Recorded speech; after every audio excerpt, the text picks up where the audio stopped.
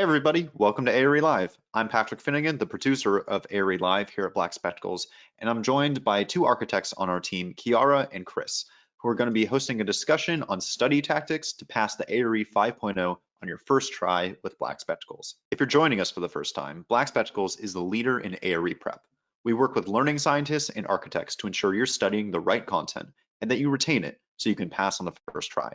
We've built everything you need to pass the exams, including new video lectures with motion graphics and 3D animation, practice exams that are as close to the real thing as you can get, flashcards, quizzes, and virtual workshops. And they're all built upon a curriculum that ensures you're learning the right content, and they all work together with our custom-built platform to ensure that you retain the information so you remember it for the exams. It's why our pass rates are 50% higher than the national average, and why our members report passing in half the time of the national average. Over on our Instagram, TikTok, and Facebook social channels, we post mock exam questions daily. So if you don't follow us, I suggest that you do. We're at black.spectacles on Instagram and TikTok, and just Black Spectacles on Facebook. Our next ARE Live session will be on April 16th, where we'll be covering a PDD mock exam. You can go to blackspectacles.com/podcast to sign up. We offer a referral program for firms and schools where if you introduce us to your boss or HR, and if they sign up, we'll give you a $250 gift card of your choice. To participate, follow the instructions on blackspectacles.com/group-referral. And we also offer an individual refer a friend program, where you can sign up to receive a customized discount code to save your friend 15% off any membership. And when they sign up, you'll receive a $50 gift card of your choice.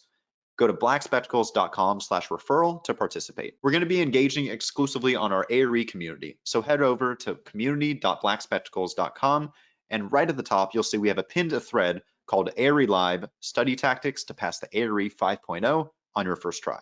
If you have any questions as we're going through ARE Live today, post your questions there, and everyone who posts in that thread today will be eligible to win a free Black Spectacles t-shirt. Literally, all you have to do is go over there to community.blackspectacles.com and say hi, and boom, you're registered. And of course, don't forget to stay tuned until the end of the episode to see if you won. And our community forum isn't just for ARE Live questions. In fact, we launched a new podcast called Licensure Stories, which you can find on our ARE community YouTube channel or your favorite podcasting service, where our founder interviews recently licensed architects to learn about their struggles and successes, so you can learn how they did it. Check out Licensure Stories on our ARE community or YouTube channel. So with that, I'd like to welcome today's guests, Kiara and Chris. In addition to working with us here at Black Spectacles, Kiara is an architect based in Oregon, and Chris is an architect based in New York. Welcome, Kiara and Chris. Thanks for having us, Patrick. Excited to do this. Yeah, thanks so much, Patrick. Happy to be here. We're looking forward to talking to you all today about how to pass the ARE 5.0 on your first try. So as Patrick mentioned, I am a licensed architect in the state of Oregon. I took the ARE 5.0 in 2021 to 2022, ultimately becoming licensed at the end of 2022. So I'm very familiar with the ARE 5.0 process. I understand what a daunting journey it can be. So you being here just to begin with is an accomplishment in itself. And I'm Chris, a licensed architect in New York. I took the ARE 4.0 actually about 10 years ago now, which was also a daunting process with an extra exam and vignettes that maybe you've heard about, which were super challenging. So it's always a tough process to become a licensed architect, but we're here to help you, and I'm excited to chat about that today. So this ARE Live episode is the third episode in our three-part series. So if you've joined us for the past 2 months, we've been talking about how to navigate this licensure process. It can be really intimidating, but we're here to help you get through it. So the first episode, we outlined how to become a licensed architect in 2025, which includes 3 major steps: education, experience, and the exams, which is the ARE. Then we discussed how to pass the ARE 5.0, which encompassed 3 major components. First, learn and understand the exam content. Second, apply your knowledge and experience to the exam format. And third, combat the external stressors. And today, we will provide you with an overview of our study materials and how to effectively use them to overcome these hurdles. Ultimately, we will share with you study tactics to pass the ARE 5.0 on your first try. So, we mentioned preparing for the ARE 5.0 can be really overwhelming. Where to begin? It can feel like a lot to navigate on your own. And so Black Spectacles is here to help you get through that. We offer a suite of study materials designed to make studying structured, engaging, and effective. Our study materials align directly with NCARB's objectives for each division, as outlined in the ARE 5.0 guidelines, which is a document that NCARB makes available. And so structuring your studying parallel to these objectives ensures that you are covering all topics that you will be tested on during the exams. So I think what makes Black Spectacles so unique is that we don't just provide you with the content that you need to learn to pass the exam. We provide you with a variety of study materials that accommodate all learning modalities. They keep you engaged as you learn, help you retain the knowledge that you learned for future recall, and they allow you to practice applying that knowledge to the format of the ARE 5.0. So we aim to go beyond just giving you the information. We want to help you learn it in a way that really sticks. I'm told by our learning scientists that research shows that people learn best when they engage with content in multiple ways, and I'd say that that's been my experience as well. So our approach includes a number of different ways for you to learn how to be an architect: videos, lecture slides, quizzes, flashcards, practice exams, and also live workshops. And so with these, suite of study materials, we have a lot to offer. And so to help you navigate that, we recently launched what we call the guided study process. And this is a study plan that's a daily study plan showing you what to study each day and allows you to customize the plan to align with your specific exam dates. The guided study process organizes our study materials into daily manageable study tasks, which include breaks. Of course, that's important along your journey as well. It provides you with a learning science-based plan with the ideal mix and pacing of learning content. So like Chris mentioned, having a variety of study materials to cycle through is really important along this journey. Our dashboard gives you the option to use this guided study process or a flexible study mode, which allows you to use the study allows you to study the learning content in any order or pace that you prefer. So it makes it even more customizable. You can go back and forth between both study modes at any time, tailored to the way that you learn best. When tackling the study plan, it is important to schedule dedicated study times throughout the week and eliminate distractions to improve focus and productivity. Establish a time blocking strategy that works for you and your personal learning style. And building intentional breaks into your schedule will help you stay motivated and avoid burnout. So one option is you could use a study timer. So something called the Pomodoro technique is something where you set a timer for 25 minutes of studying and then take a 5-minute break. So every chunk of study, you have a break following. And this helps you just to avoid burnout along the process and keep you motivated, maybe set milestones as you are studying so that you're not feeling overwhelmed with material. And then you'll also want to schedule longer study sessions for practice exams to help build endurance and prepare for the real thing, which of course, as we know, is an exam that's hours long. Yeah, I think one of the reasons I'm so excited about this guided study process is that when I was studying, I would say my biggest struggle was just being confident that I was using my time wisely. Back in the day when I was studying, I was using mostly books, and I would always just have to wonder if I was really studying the right topic. So I spent a lot of time just figuring out what to study, and then I had to still study it and learn it. So kind of a big time waster right there. I think that's a major reason that the guided study process is appealing. We've done that work to figure out what you need to study, and you can really focus on learning the material and not figuring out what you need to learn and then learning it. What would you say, Kiara, was your number one issue studying for the ARE? Yeah, very similarly to you, I felt really overwhelmed with the amount of content I needed to study. I looked at the ARE 5.0 guidelines and I thought that is a lot of information. Looking at the 6 exams, I knew there was some overlap between the divisions, but it just seemed like a lot. And I felt like I needed to master every aspect about every topic. And so just like you, I kept wondering, am I studying the right thing? Am I using my time wisely? Am I putting too much focus on one topic over another? And really, I think having something like the guided study process really would have helped me along the way. Yeah, I agree. Yeah, so these are common struggles we hear from ARE candidates all the time. Is how to navigate the content that you need to know for the exams, but also how to apply it to the format, how to stay motivated along the way, how to use basically the materials you have to your greatest advantage and use them effectively. You know, we're all busy, especially if you're working full time. Maybe you're right out of school, you're, you know, balancing family life, personal life, and all these things. Dedicating time to study is just another piece of your day that you want to make sure you're using efficiently. And so this is why we developed the Black Spectacles guided study process. So here's how it works. Each day, your study plan includes a mix of activities for you to complete. Start by downloading the lecture slides, and this will be used to take notes. They align directly with the videos and help to structure your notes so that you can regurgitate information that you are learning real time as you're learning the information. They also encourage you to think critically about the topics that are presented. Next, you're going to watch the lecture videos. That's really the meat of the content that you're going to be learning. It really sets the foundation for your studying, and you can use, like we mentioned, the lecture slides to take notes as you're watching these videos. Our team of architects and education specialists collaborate to create clear, engaging videos to present you with content that you need to know for the ARE 5.0. And so as you watch the videos, be sure you're taking notes, as this will help you remember key concepts and gain a better understanding of material.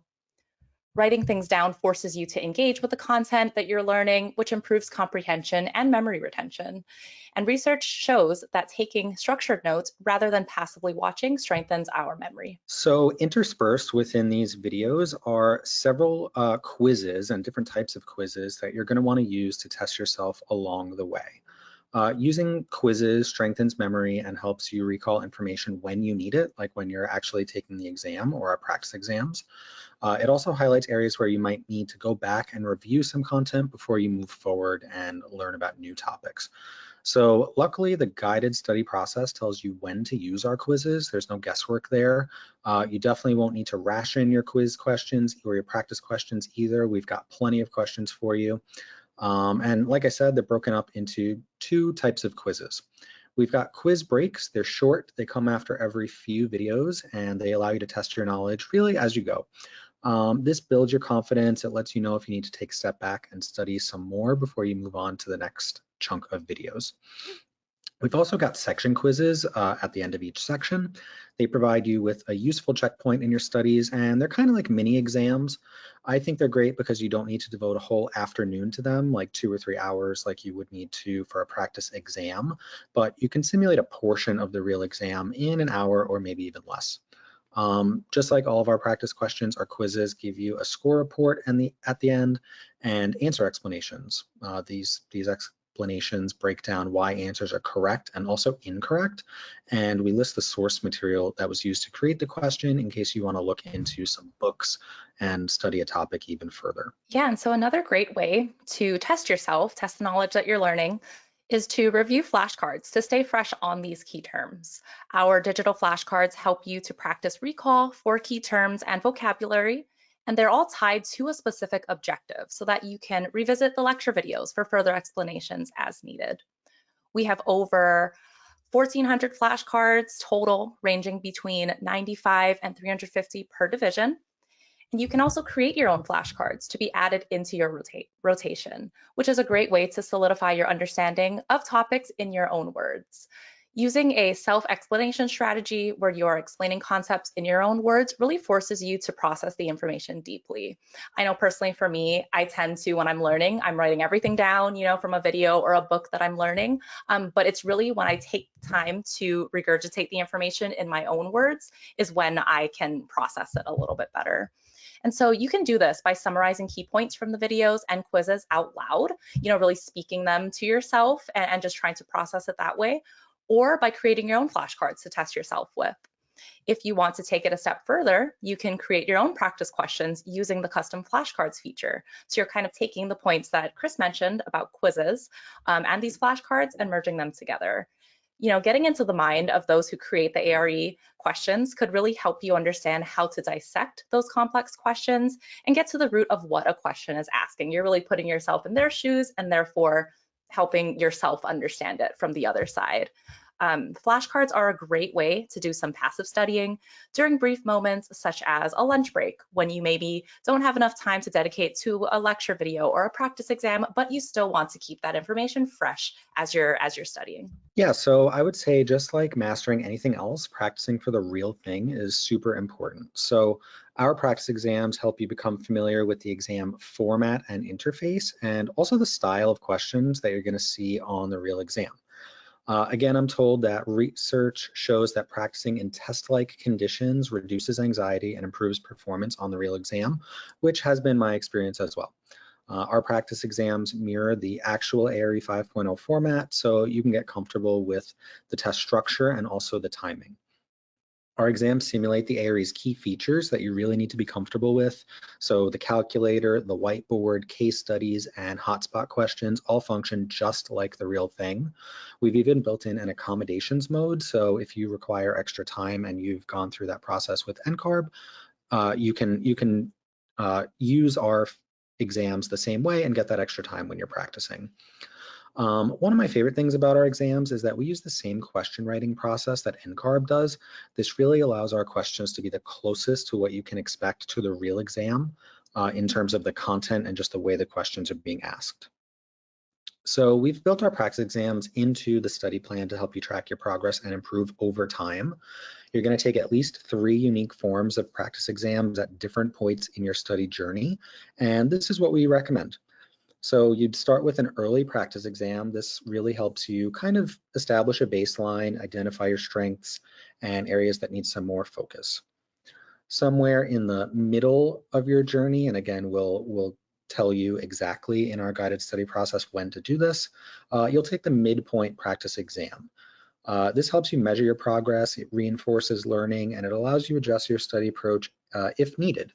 And ideally, you're going to be seeing a better score than that early practice exam. You're going to build some confidence.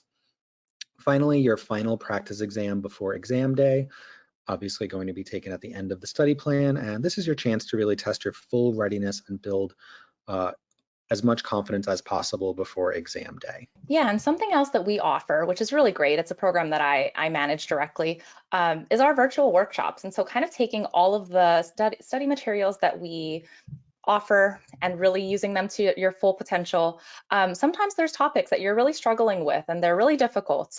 We've actually surveyed test takers on the most difficult topics, the ones they're struggling with the most, and we use these to create virtual workshops where you have a chance to dive deeper into these difficult ARE topics and learn with others. And so this helps deepen your understanding, and explaining concepts and discussing them clarifies your own thinking. It is a chance for you to collaborate with fellow ARE candidates on the most difficult ARE topics, structured similarly to a case study. And so that helps simulate the case studies you might encounter on the ARE, which are often described as some of the most difficult portions of the exam.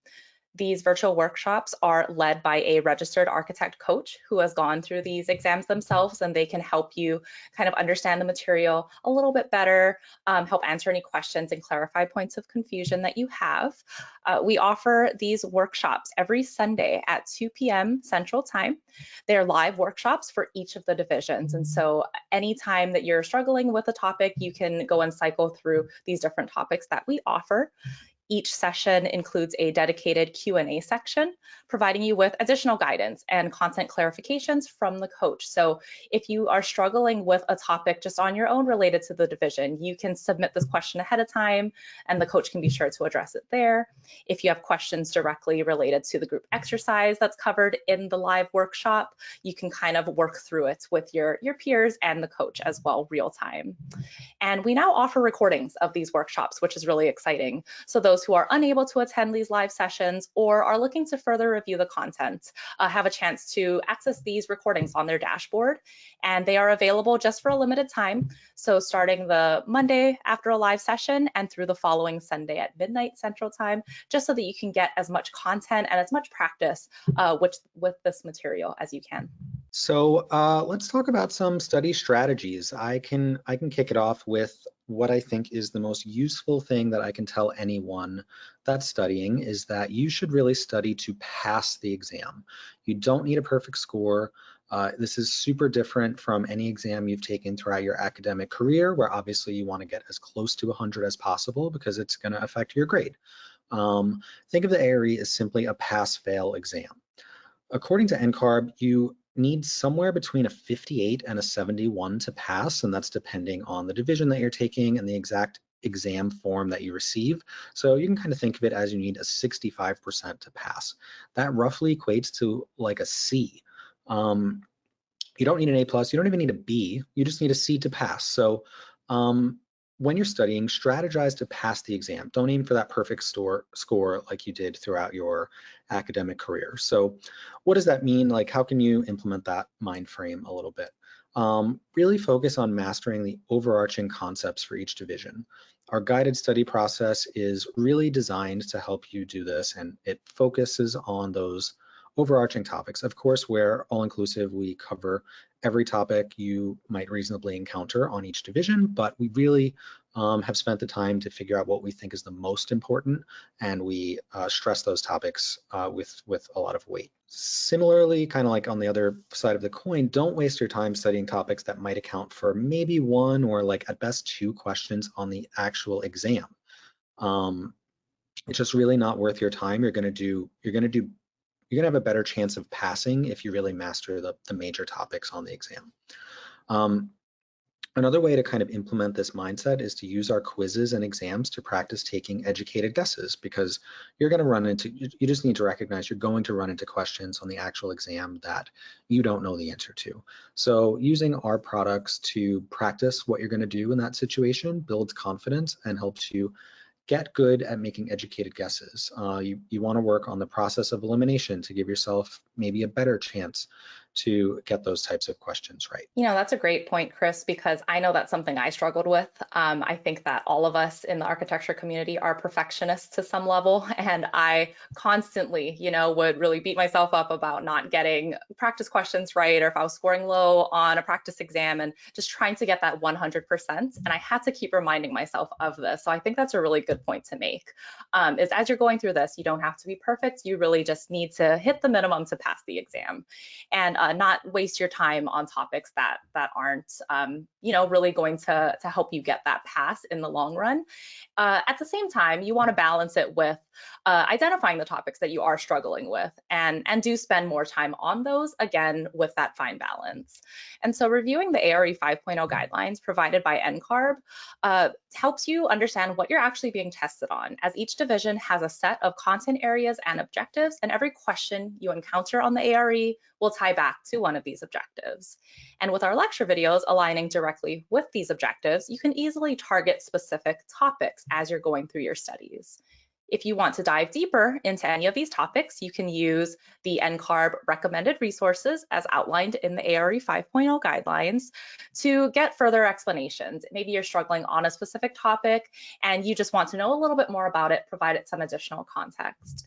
Paying attention to the indicated relevance, which is primary or supplemental, given the specific resource within that division, or which resources have overlap with multiple divisions. So maybe you can knock out several topics in a single resource. Could be really beneficial and efficient in the long run. There's often a misconception that you need to cram in as many resources as possible so that you can learn everything about everything. I mentioned that was a struggle I had. However, it's more efficient and manageable, like Chris mentioned here, to focus on the overarching topics and then spend a bit more time on the ones you're struggling with strategically. Don't, go down a rabbit hole trying to get into the nitty-gritty of a singular topic. You want to know kind of a little bit about everything when it comes to the exam.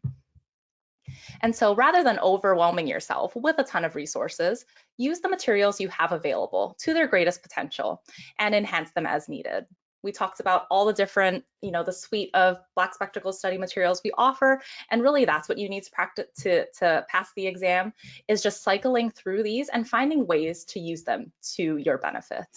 Find various ways to regurgitate the information you're learning, such as taking notes while watching the videos, creating your own flashcards, or developing diagrams or other visual elements, which really help to solidify what you're learning into your brain, help you practice recall, and help you practice applying it to the scenarios given on the exam. You're going to want to approach the study materials as a cyclical process rather than linear. So You know, it appears like you'll go from start to finish and that's it, but you want to revisit materials as needed throughout the process so that you can strengthen weaker areas and keep stronger areas consistent. Cycling through a variety of study materials can keep the content fresh and retain knowledge from numerous sources. And even just listening to something in the background, like a video or an ARE Live episode while you're doing something else, like exercising or cooking, can help add to your knowledge base. Personally, for me, I love to multitask, so just having the information constantly cycling through my brain really helped me understand the material a lot better. Yeah, I remember taking walks when I was studying for the ARE and listening to podcasts about the B101 and A101 and all of those contracts. So super exciting content on my walk, but it worked for me. And, you know, obviously I sat down with those documents and studied them as well. But it was just nice to do a little bit more passive studying in some free time. So, I think a final tip that I can give that kind of goes along with what Kiara was saying about thinking of your study journey as a cycle is to use the reflection method throughout your studying. You can use this to regularly check your understanding by asking yourself a couple of key questions. So first, ask yourself, what do I already know? I think Kiara was talking about this earlier about explaining what you learned to yourself in your own head or even saying it out loud. As you start to explain things, even if it's just to yourself, you'll realize that you know a lot, but you might also uncover some holes in your understanding that need to be filled. And those are going to lead to the next question, which is what is confusing or unclear to you? These are the topics you really should focus on and spend some additional time on. Keep studying them until you can clearly explain them, again, even if it's just to yourself in your own head. Finally, I would encourage you to think about what strategies are really working for you. This can mean a couple of different things. It could be which of our suite of materials are you finding most effective? Maybe you're doing best by answering those practice questions and really looking into the answer explanations and kind of studying that way. Maybe you're doing best by listening to the lecture videos and maybe you should listen to them a few times through before you move on. You can also think about just your study habits in general, what times you study best, where you should be when you study, and certain things like that. So I think just constantly reflecting on how things are going. Don't just put your head down and move forward until test day. Give yourself some time to think about your understanding and also how your study process is going is going to be really key to a study process that you're going to be able to get the best out of. I think with that, we can move on to some Q&A. Patrick, what do you think? Love to hear it. Thanks, Kara and Chris. Yeah, I've already looks like I got 3 different questions right now. But if you have any questions during this live Q&A session, you can go over to community.blackspectacles.com, and we have a thread pinned right at the top called ARE Live, Study Tactics to Pass the ARE 5.0 on your first try. You can go ahead and drop some questions in there, and then I'll bring them up to our team. So our first one that we have right now is from Coach Ice Artwork, and they're asking, do you recommend going straight to the case studies first, or is that beneficial? Kiara, what do you think about yeah. that? You took the 5.0. I have my own thoughts, but I didn't take the ARE 5.0, so I'd love to hear what you think first.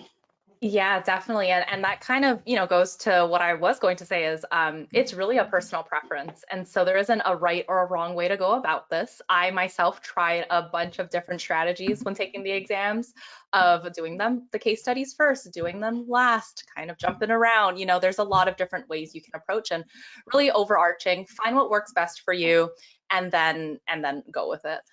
Personally, I think that it could go either way. If you save the case studies for the end, they do take a longer time. And so if you are kind of running short on time, maybe you weren't managing your time as well during the first part of the exam, you come to the case studies, it can be really stressful to try to rush through them at the end because you are navigating a bunch of resources when trying to answer the questions. Similarly, if you start with them and you have maybe this false perception of I have so much time remaining in the exam, so I can really just focus in on these, you might find yourself spending too much time on them in the beginning and then not have enough time for the end. So I think it could go either way. Overarching, you definitely want to make sure you're managing your time regardless of whichever approach you have. So take the total amount of minutes you have for the total exam, divide it by the items. So roughly it's about 2.5 minutes per question on average, and then really use that as your rule of thumb with the case studies, the regular questions. It's how you find yourself kind of navigating through this best. I think ultimately what I found best was saving the case studies for the end, but then making sure I managed my time well in the beginning, just so that I had kind of that buffer time and not felt like I was kind of rushing through the rest of the exam, if that makes sense. Something else I do want to note is that the case study items are worth the same number of points as the non-case study items.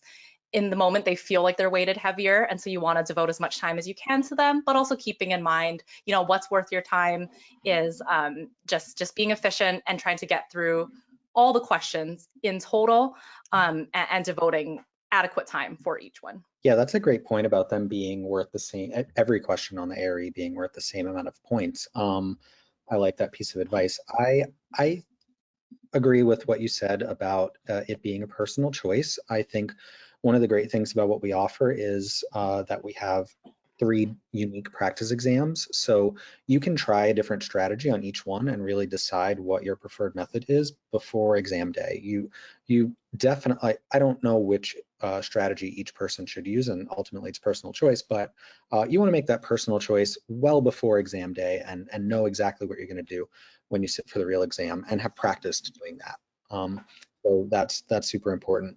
I think some positives to taking the case studies first is that I feel like you're going to want to devote some extra time to them, but the answers are kind of in there. You've got to practice looking for them, but you've got resources to use. And I think if you really practice at the exam at the case study questions, you can get really good at them and just kind of ace the case studies, and then that'll give you some confidence. Also, if I did them first, once I was done with them, I would kind of look at how much time I have, divide it by how many questions are left, and just kind of reset myself and start thinking about, okay, now I have 2 minutes per question as I go through the other items. So you can just pace the exam a little bit that way, break it up into manageable chunks if you're worried about time management. And we have another one from Miguel M, and I can take on this one.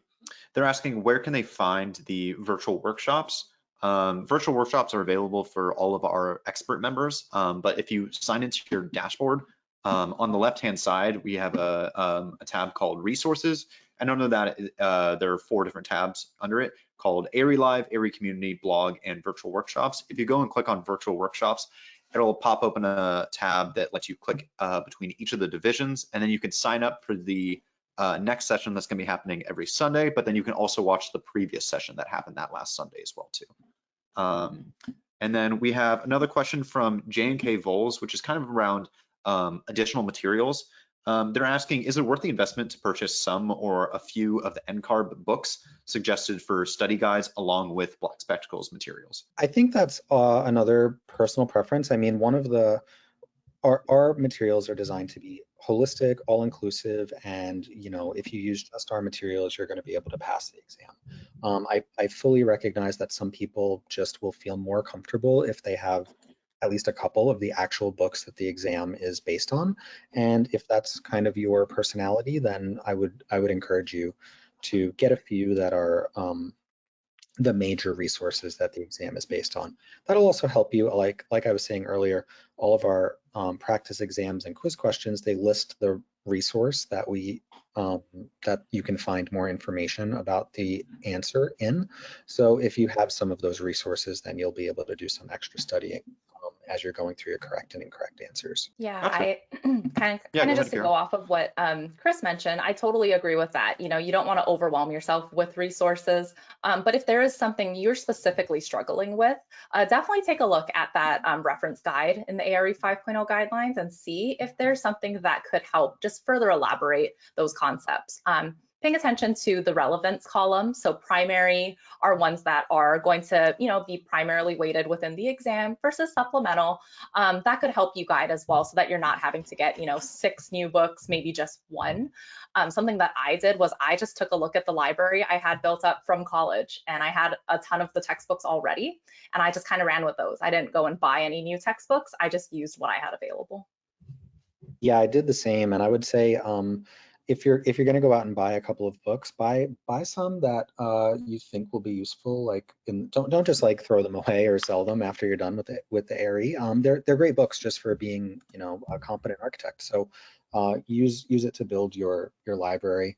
And I find myself referring to these books all the time, just throughout my career. So it is a good investment if you want to into your starting your own little architecture library. Sabrin was also asking a question that was kind of similar to that one. So feel free to drop another question if you need more clarification. But they were asking, like, how do I know if I need some more additional books or if the lectures are enough? If we answer your question, sounds great. But feel free to drop another question if you need more clarification for that one. And then we have another question from Barhan around our flashcards. And he was asking if he creates a custom flashcard, is that visible to all Black Spectacles members? And I was saying that it's only if you create a custom one, that's only visible to you. But Chris, could you touch on what we do for updating current flashcards and all of that, so that they're not just kind of like set and forget? Yeah, that is correct. If you make your own custom flashcard, it's just yours. You'll only be able to see it in your account. And like all of our content, we're constantly updating our flashcards. As we find new key terms that we think are important, we're adding them to our flashcard deck. Our content's evergreen in that way, where that's a major part of my job is just making sure we're keeping things updated and adding new material as time goes on. In this next one, we have 2 questions that are kind of around retakes. So this next one's from Tyler. He's taken PDD a couple times, and his weighted score right now is less than 30 points from the required 550. Any tips for staying motivated, but then also closing the knowledge gaps to get over the finish line? Yeah, that's I'm so sorry to hear that, but just know that you are so close to passing. So I know that's reassuring, but also frustrating. NCARB says that if you are, you need a 550 minimum scaled score to pass any of the exams. If you have a 500 or above, you missed by just a few questions. So hearing that you were within 30 points of passing, you missed by probably just a couple. And so know that you are probably studying the right things. You're so close, you're missing by just a couple. I would encourage you to reflect on your exam experiences and think, which ones were the ones I was struggling with the most? Maybe it was that really long-winded question that required some equation that you were just trying to get through and just had to like come up with an answer in the end. Maybe that was the one. Or maybe it was the question that you second guessed at the last minute. It's a lot of times those that you could probably reflect on and use to help guide your studying moving forward. Kind of taking that along with your actual score report, you're given a breakdown of how you performed on the different content areas, and you can use that to help guide how you study moving forward.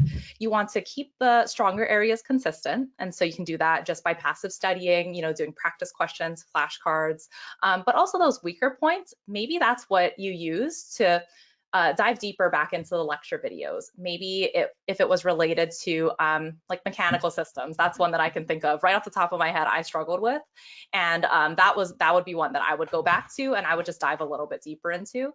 And so kind of taking what we've talked about is revisiting the Black Spectacles lecture videos, doing some practice questions, but maybe if you need to dip into these NCARB recommended resources and pinpoint a specific resource that'll help you just understand a concept better, that would be a great place to go. Yeah, I think that's great advice, and you are super close. There's a lot of variance with taking these exams. It's only PDD is only 100 questions, so there's a good just amount of statistical variance there where it sounds like maybe you just got unlucky. I think another route you could go is, let's say you got an 85% or an 80% in a couple of topics, so you're really good at those topics, maybe structural and mechanical systems. Become an expert in those and just aim to get 100 in those few topics. You're already really good at them. Just fill in the few gaps that you have and just really ace those topics. That'll get you there. I mean, you literally just need to get 3-ish more questions correct the next time you do it. It doesn't matter what topic those are on. So I think a lot of people see the score report and think that they need a minimum in each content area. That's not true. Every content area is the same. So I think, you know, it can just go either way, either brush up on the things that you did poorly or really become an expert in some of the things that you're good at and just ace the exam that way. But hopefully it's reassuring that there's a couple of different ways you can go about it and you're really close and probably will get there on the next try. Thanks. And then we have another one that's, this one's from Jesus, CalG28. And they're asking essentially the same thing, but on the PCM. They're about to take PCM for the second time. With that same advice that you were just saying right there, work for also retaking PCM, or is there any difference because it's a different division? Yeah, I think the advice that Kiara and I just gave is probably applicable to each division. PCM with only 65 questions, there's just even more variance there, right? You might be off by 1 or 2 questions on PCM.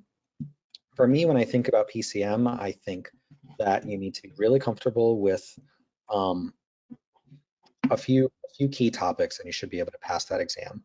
The 4 major firm financial documents that are used by firms, you need to be able to read those and answer any question that comes your way about firm financials. You'll just be on a really good footing if you can do that. You've got to have a good understanding of the B101 and what your contractual responsibilities are as an architect and how to engage clients and use contracts. That kind of, a lot of the other ancillary topics about PCM are covered in the contracts, like risk, scope of work, standard of care, things like that. They're really all covered in the contract. So if you're super comfortable with the B101 and firm financials, I think you can beat that exam that way and not focus on the sort of like out of left field questions you might get on that exam. What do you think, Kiara? Yeah, totally agree with you. I think that PCM is one of those that you are likely to not have a lot of experience with in practice, just because as an unlicensed architect, you probably aren't running a firm. And so that's one that it's really just about studying and mastering the content in itself. And like Chris mentioned, it's like those overarching topics that will help you understand the supplementary ones that fall under it.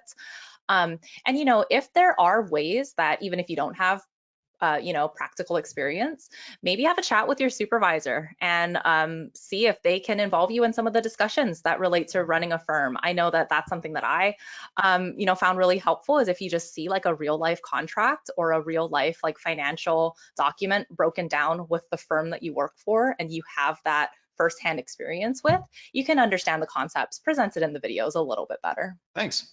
My next question is from Sam, and he's saying that he has a Pro Black Spectacles membership, and does he need to buy an additional, let's just say a 1-month membership to get access to the guided PCM course on top of his membership? So I can take this one.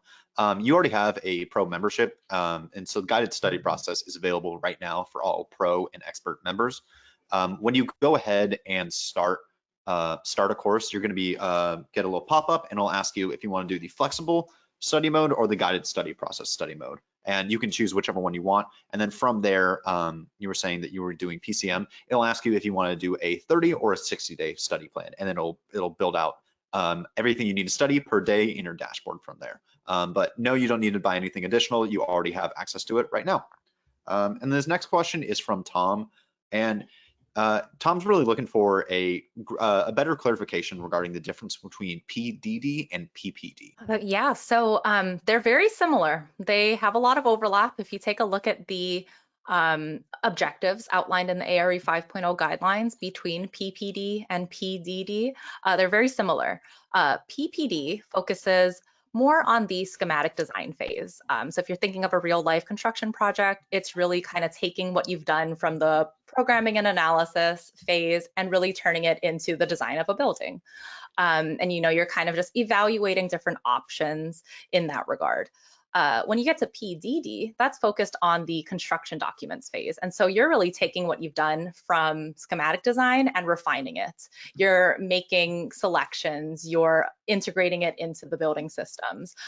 So as you can imagine in a real life project, they're all interrelated. They build upon each other and they're not separate. And so that's why with the 2 divisions, you'll see a lot of overlap. I think what really helps when studying for these two, regardless if you're studying for them separately or together, which some candidates will do, is try to look at it from that perspective. You are studying the same topics, but from a different design phase. No, I think that's a great breakdown, and I'll just add, I guess, an example. I think it's helpful to think in examples. So with PPD, let's talk about egress, for example. So PPD is going to talk, you're going to see questions about laying out an egress system. So are my means of egress, do I have the correct number of means of egress? Is the capacity all designed correctly based on the occupant load? Things like that, right? Just overarching concepts that you need to have figured out in schematic design and early design development to be successful later on in the project. So you're not making major changes to the building. PDD, you're going to get into a lot more detail about that egress system. So are my handrails correctly sized, and are the handrail extensions appropriate? Just details, stair nosings, things like that.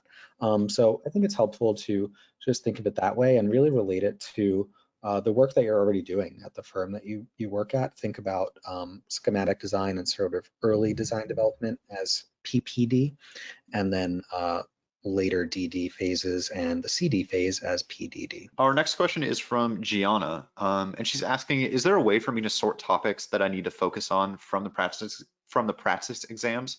For example, once she's taken the practice exams and sees areas that she needs to study more, can she sort this in the practice exam so that she can create a kind of like more pinpointed study guide? So when you submit your answers for the practice exam, you'll get a full score report that breaks down how you did on each section of the exam and each content area.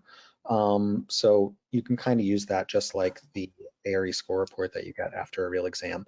So it'll show you, for example, you did, let's talk about PCM, you did poorly with firm financial documents, which I don't remember the objective number for that off the top of my head, but whatever objective number that is, you didn't do too well in that. So you could just go back to our lecture videos, go to that objective, our videos, our quizzes there, and kind of just watch those again, go through our quizzes again, and just build on your learning that way. Cool. And then this is kind of going off of our practice exams also. It's from Sabrin, and they're asking if they chose the incorrect answer, would we give an explanation for what is the right answer, but then also why the wrong answers are incorrect? Absolutely. Yeah, every single answer choice has an explanation as to why it's correct or incorrect.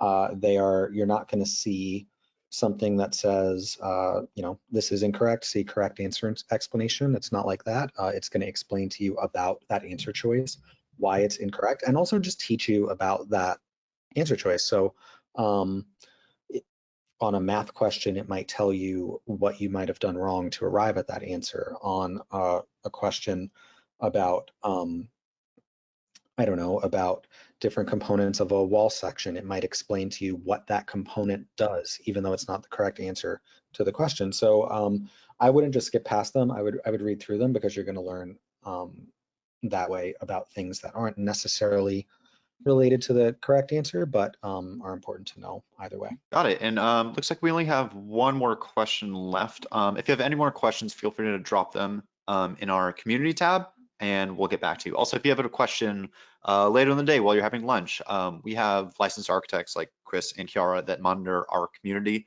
every day, so they can get back to you with like a written question there too.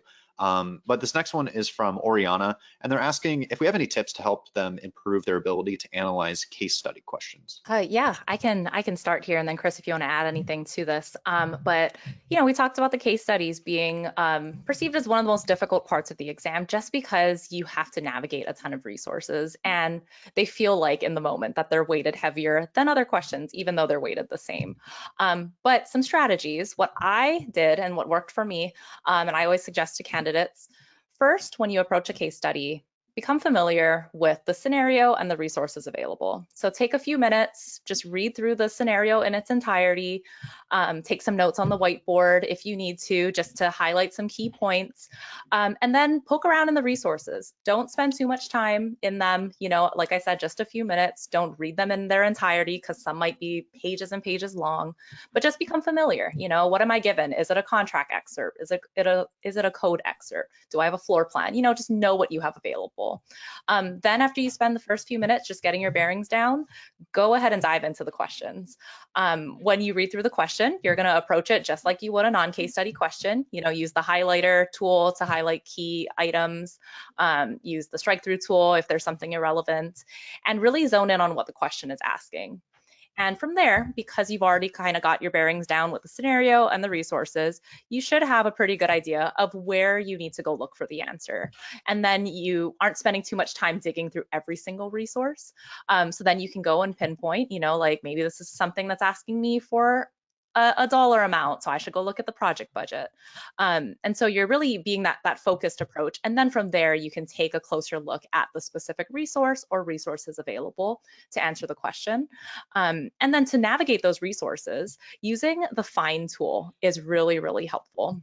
It's something that helps you navigate the really lengthy documents a lot more efficiently. And you want to use this to search for you know, be strategic about the keywords you use. Don't use a very basic word that might return 100 results, and don't use, you know, a very specific phrase that will return no results, but being strategic, you know, maybe a keyword that a question is asking can be a keyword you search for in the document, and that should help you find it a little bit quicker. If you are finding yourself, you know, just kind of like turning your wheels and you can't find the answer, you're digging through all these documents, don't spend too much time on it. A lot of times, you know, you might just need to take an educated guess, flag it, move on, and then review it later. But you don't want to waste too much time on a singular question when you know you can knock out a few more questions in that same given time. It's kind of hard to add to because that's such great advice. I think with I love what you said about just clicking through the resources and reading the scenario first. I hope everybody's doing that because that's super important.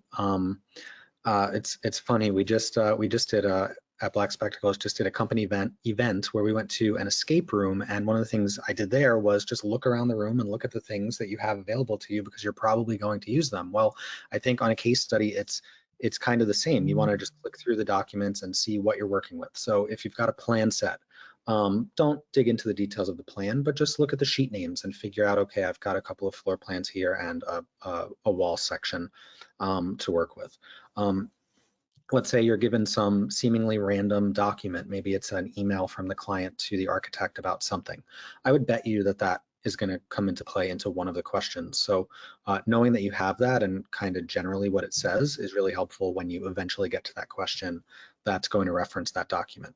So I love that piece of advice. I also use the find tool all the time when I'm looking through our case study documents for our exams. So I would encourage people to get comfortable with that and become good searchers, like Kiara was saying. No notes, can't add anything to that. I do have one final question from Sabrin, and honestly, I think this is a great one to just finish it up. But while you're studying, if you have any questions and you want to ask our team, where should you drop them?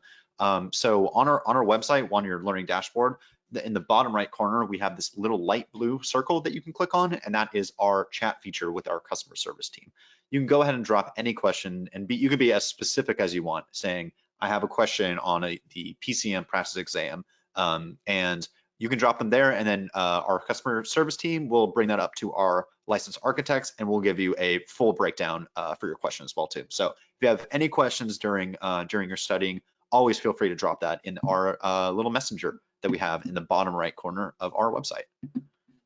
And with that, I think we're gonna come bring this to an end. That's all for today. Kiara and Chris, it's been a pleasure to have you today. Thanks so much for your help for supporting the architecture community. Yeah, thanks for having us. It was great. Yeah, thank you so much. Good luck, everyone. You're gonna do awesome in your exams. If you're joining us for the first time, Black Spectacles is the leader in ARE prep. We work with learning scientists and architects to ensure you're studying the right content and that you retain it so you can pass on the first try. Our next ARE Live will be on April 16th, where we'll be covering a PDD mock exam. You can go to blackspectacles.com/podcast to sign up, or you can check out our community page for this episode. On our thread called ARE Live Study Tactics to Pass the ARE 5.0 on Your First Try, linked right at the top. You can go ahead and click that and sign up for the next episode. Over on our Instagram, TikTok, and Facebook, we post mock exam questions daily. So if you don't already follow us, I'd suggest that you do. We're at black.spectacles on Instagram and TikTok, and just Black Spectacles on Facebook. We offer a referral program for firms and schools where if you introduce us to your boss or HR, and if they sign up, we'll give you a $250 gift card of your choice. To participate, follow the instructions on blackspectacles.com/group-referral. And we also offer a refer a friend program. Sign up to receive a customized discount code to save your friend 15% off any membership, and you'll receive a $50 gift card of your choice when they redeem. If you have 5 friends and they all sign up, you'll receive 5 different $50 gift cards. You can go to blackspectacles.com/referral to participate. And congratulations to J&K Voles. You posted on our community today and you just won a free Black Spectacles t-shirt. I'll reach out to you via email to get your size and shipping information, and I'll be in touch soon. And just as a reminder, if you'd like to be eligible to win a t-shirt, post a question you have about our featured topic in our community during our next ARE Live. And our community is always active, not just during ARE Live, so poke around and see what other people that are studying, see what they're up to and asking about. In fact, we just launched a new podcast called Licensure Stories, which you can find on our ARE community YouTube channel or your favorite podcasting service, where our founder interviews recently licensed architects to learn about their struggles and successes so you can learn how they did it. You can check out Licensure Stories on our ARE community or on our YouTube channel. Finally, be sure to take our survey, which you'll receive in your email right after this episode, and share any suggestions you may have. I promise we read every word that you write and use them to tune our next episodes. Thanks for tuning in.